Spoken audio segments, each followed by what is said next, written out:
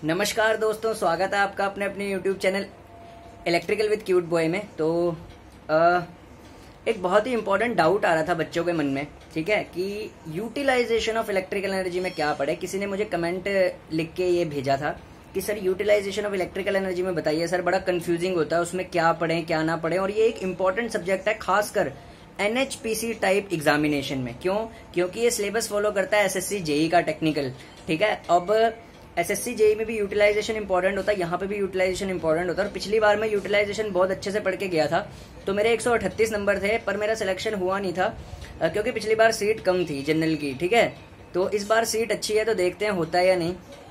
पर क्योंकि मैं अच्छे से पढ़ के गया था तो 138 नंबर थे और 142 कट ऑफ गया था। अब अगर इस बार भी यूटिलाइजेशन ऑफ इलेक्ट्रिकल एनर्जी अच्छा खासा कवर होएगा। अब इसमें पढ़ना क्या क्या है दोस्तों, एक तो आप देख सकते हैं कि मेरे चैनल को आप पक्का सब्सक्राइब करें, क्योंकि कोई भी यूट्यूबर जो है वो एकमात्र कोई ऐसा काम नहीं कर रहा कि यार वो ये भी बताए आपको कि पढ़ के क्या जाना है। देखो, मैं सैलरी भी लेके आता हूँ, ठीक है, पढ़ के क्या जाना है ये तक आपको बताता हूँ। और जो मेरे पे कमेंट करता है उसका फौरन रिप्लाई देके वीडियो बनाता हूँ। तो आपको मुझे सपोर्ट करना चाहिए यार, आपको मुझे इनसे आगे निकलवाना है, जितने भी यूट्यूबर्स हैं अभी, ठीक है।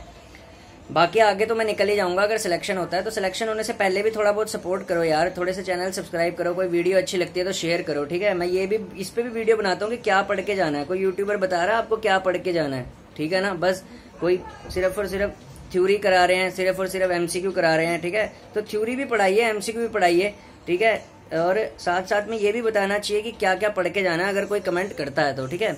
तो आज हम जानते हैं यूटिलाइजेशन ऑफ इलेक्ट्रिकल एनर्जी में क्या क्या पढ़ना है, और जो मैं बताऊंगा उससे आपको लगेगा हाँ यार कि इसी तरीके से पढ़ के जाना चाहिए, और आता भी ऐसे तरीके से ही है, ठीक है। तो अब किस तरीके से पढ़ना चाहिए आपको। सबसे पहले यूटिलाइजेशन ऑफ इलेक्ट्रिकल एनर्जी में जहां से आपने स्टार्ट करना है वो स्टार्ट करना है इल्यूमिनेशन से। क्यों? यूटिलाइजेशन ऑफ इलेक्ट्रिकल एनर्जी में सबसे ज्यादा पोर्शन जो कवर होता है वो इल्यूमिनेशन का कवर होता है किसी भी जूनियर इंजीनियर एग्जामिनेशन में। इल्यूमिनेशन में आपको क्या क्या पढ़ना है, इल्यूमिनेशन में ना जो चीज हम छोड़ के जाते हैं वो पढ़ना है, छोटी छोटी चीजें। लुमिनस फ्लक्स की यूनिट क्या होती है, ठीक है, इल्यूमिनेशन की यूनिट क्या होती है, ठीक है।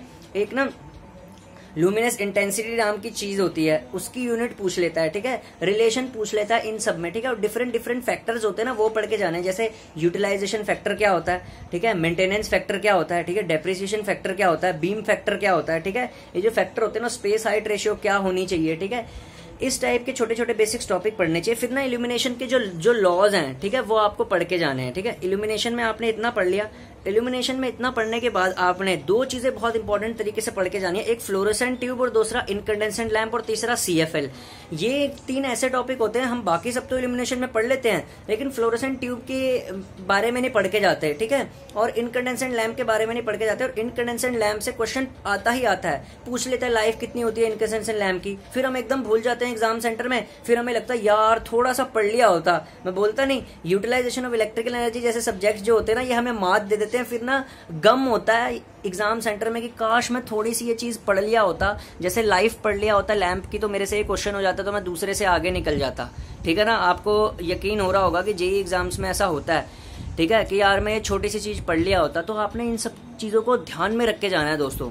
आपने इल्यूमिनेशन पढ़ना है, एक तो इल्यूमिनेशन में जितने टॉपिक्स मैंने बता दिए वो आपने पढ़ लिए, ठीक है। साथ ही साथ में जैसे इनकंडेंसेंट लैंप के बारे में जो बेसिक पॉइंट्स होते हैं ना वो पढ़ जाइए। फ्लोरोसेंट ट्यूब के बारे में बेसिक टाइप पढ़ जाइए, किस टाइप का स्टार्टर यूज होता है, ठीक है, और कैसे फ्लोरोसेंट ट्यूब में कौन सा फिनोमिना यूज होता है। और एक ना स्ट्रोबोस्कोपी इफेक्ट नाम की चीज होती है, आजकल बड़ा चल रहा है ये स्ट्रोबोस्कोपी इफेक्ट जो होता है ना, इससे रिलेटेड एक बहुत इंपॉर्टेंट क्वेश्चन बनाए जा रहे हैं यूटिलाइजेशन ऑफ इलेक्ट्रिकल एनर्जी में, ठीक है। फिर एक टॉपिक आता है हल्का सा लास्ट में जाके फ्लड लाइट्स का, वो भी आप पढ़ के चले जाइए, ठीक है। जनरली फ्लड लाइट्स का टॉपिक सार्थक पब्लिकेशंस में तो दिया हुआ है, और भी हैं ईशान पब्लिकेशंस जो जनरली बुक यूज होती है सेमेस्टर में, उनमें आपको मिल जाएगा। और फ्लड लाइट्स अगर आपको नहीं मिलता तो आप ना मर्करी वेपर लैंप की एप्लीकेशन पढ़ जाइए, उसमें फ्लड लाइट्स का थोड़ा बहुत जिक्र होता है, वहां आप पढ़ सकते हैं, ठीक है। और जो लैंप्स होते हैं ना, जैसे mercury vapour lamp, sodium vapour lamp, ठीक है, ये सारे लैंपों की ना लुमिनस एफिशिएंसीज वगैरह सब पढ़ जाइए, ठीक है। जनरली क्या होता है, ये हम छोड़ के चले जाते हैं और आपको छोड़ना नहीं है ये सब, ठीक है।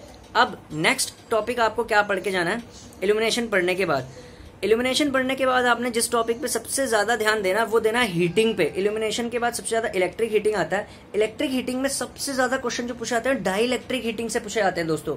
डाई इलेक्ट्रिक हीटिंग का एप्लीकेशन क्या है, क्या यूज होता है, क्या फॉर्मूला है डाई इलेक्ट्रिक हीटिंग का, कितनी फ्रीक्वेंसी चाहिए होती है और what is the voltage level of dielectric heating. Dielectric heating की एप्लीकेशंस के बारे में बहुत पूछता है। और एक ना एजेक्ट अर्टेक्स फर्नेंस होता है कोई, ठीक है, वो वाला फर्नेंस पूछता है, ठीक है, उस पे एक क्वेश्चन पूछता है। आपको आर के राजपूत में मिल जाएगा, जेबी गुप्ता में भी मिल जाएगा, ठीक है। पता नहीं यार, एक तो नाम इसका ऐसा है ना, एजेक्ट फर्नेंस होता है कोई, ठीक है, वो उससे रिलेटेड क्वेश्चन आते हैं, ठीक है। और एक कोर और कोरलेस टाइप फर्नेंसेस से रिलेटेड क्वेश्चन पूछे जाते हैं बहुत ज्यादा, ठीक है। तो इलेक्ट्रिक हीटिंग में ये टॉपिक आपको ध्यान में रखने हैं। और इसके बाद ना बेसिक प्रॉपर्टीज पूछता है इलेक्ट्रिक हीटिंग की, ठीक है। और एक ना एडी करंट हीटिंग पूछता है, वो पूछता है उससे रिलेटेड कुछ क्वेश्चन पूछता है एडी करंट हीटिंग से, एनएचपीसी कि एडी करंट हीटिंग का फॉर्मूला क्या होता है, एडी करंट हीटिंग में कितनी फ्रीक्वेंसी चाहिए होती है और एडी करंट हीटिंग किस मटेरियल में होता है, ठीक है। कंडक्टिंग एक एमसीक्यू नहीं है, कंडक्टिंग उसमें दे रखा है, यूथ में भी दे रखा है, आर के राजपूत में भी दे रखा है और उसमें भी दे रखा है जेबी गुप्ता में। एडी करंट हीटिंग कैसे में यूज होती है, कंडक्टिंग, मैग्नेटिक, नॉन मैग्नेटिक, ऐसे ऑप्शन करके होता है वो वाला, ठीक है। तो इस तरीके से आपने इलेक्ट्रिक हीटिंग में ये सब चीजें पढ़नी है। उसके बाद जो सबसे इंपॉर्टेंट होता है वो होता है वेल्डिंग। अब वेल्डिंग में आपको क्या क्या पढ़ना है, वेल्डिंग में टिग मिग के बीच के डिफरेंसेस पढ़ जाइए। टिग मिग के डिफरेंसेस पढ़ने के बाद वेल्डिंग ट्रांसफॉर्मर जो है उसकी कैरेक्टरिस्टिक पढ़ जाइए। एसी आर्क और डीसी आर्क वेल्डिंग के बारे में थोड़ा बहुत ओवरव्यू पढ़ जाइए, ठीक है। और एक और वेल्डिंग में यूज होता है, ठीक है, टॉपिक वो होता है हमारे पास, हाँ, प्लास्टिक वेल्डिंग कौन सी होती है, एक सीम वेल्डिंग दोस्तों, सीम वेल्डिंग आपको पढ़नी बहुत जरूरी है, ठीक है। सीम वेल्डिंग जो होती है ना रोलर इलेक्ट्रोड वाली, वो आपको पढ़नी बहुत जरूरी है क्योंकि सबसे ज्यादा क्वेश्चन जो होते हैं सीम वेल्डिंग से ही पूछे जाते हैं वेल्डिंग में। सीम वेल्डिंग का क्वेश्चन आपको देखने को ही मिलेगा, ठीक है। तो सीम वेल्डिंग आपने पढ़ ली। सीम वेल्डिंग पढ़ने के बाद आपने नेक्स्ट जो टॉपिक पे जाना है आपने, ठीक है, वेल्डिंग में, ठीक है। सीम वेल्डिंग पढ़ने के बाद एक ना बट वेल्डिंग होती है, उससे भी क्वेश्चन पूछा जाता है। और atomic hydrogen welding generally NHPC के लिए तो इंपॉर्टेंट नहीं है, लेकिन आप यूपीपीसीएल पढ़ते हैं तो आपको हाइड्रोजन वेल्डिंग भी पढ़नी पड़ेगी, ठीक है। और जब आप वेल्डिंग पढ़ लेते हैं उसके बाद लास्ट टॉपिक जो बचता है, ठीक है, यूटिलाइजेशन ऑफ इलेक्ट्रिक एनर्जी का, वो होता है इलेक्ट्रिक ट्रैक्शन। इलेक्ट्रिक ट्रैक्शन में आपने ट्रैक्शन के डिफरेंट फॉर्म्स पढ़ने हैं। इलेक्ट्रिक ट्रैक्शन के ना वो पढ़ने हैं जो सर्विसेज होती है उसकी, सब अनवन सर्विसेज, मेन लाइन सर्विसेज, ठीक है, इस टाइप की।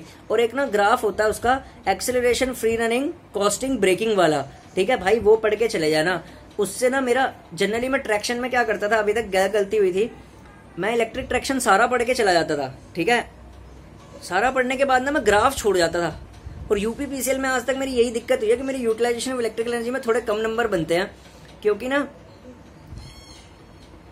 ट्रैक्शन जनरली मैं ट्रैक्शन में जो कर्व होता है ना, acceleration, free running, coasting, braking वाला, वो भूल जाता हूँ करना। तो मैंने उसको कॉपी में ही एक अलग से बना लिया है, ठीक है, कि वो इंपॉर्टेंट आए, ठीक है। तो ये आपको पढ़ना बहुत जरूरी है, एक्सेलरेशन, फ्री रनिंग, कॉस्टिंग और ब्रेकिंग वाला, ठीक है, ये वाला कर्व पढ़ जाना, ठीक है।